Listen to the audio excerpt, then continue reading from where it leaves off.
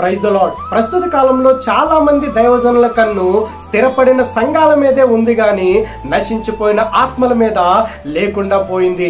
చాలా మట్టుకు ప్రతి ఒక్కరు కూడా స్థిరపడిన సంఘాల మధ్యకు చేరిపోయి సంఘాన్ని స్థాపిస్తున్నారు.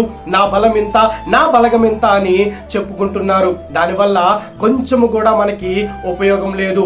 ఎప్పుడైతే అస్థిరమైన నశించిపోయిన ఆత్మల మధ్యకు చేరి వారికి సువార్తను ప్రకటించి అక్కడ సంఘాన్ని స్థాపిస్తేనే పరలోకంలో నిజమైన సంతోషము కలుగుతూ ఉంటది. మార్కు సువార్త 16వ అధ్యాయం 15వ వచనంలో యేసుక్రీస్తు ప్రభువారు ఒక చక్కని మాట చెప్తున్నారు.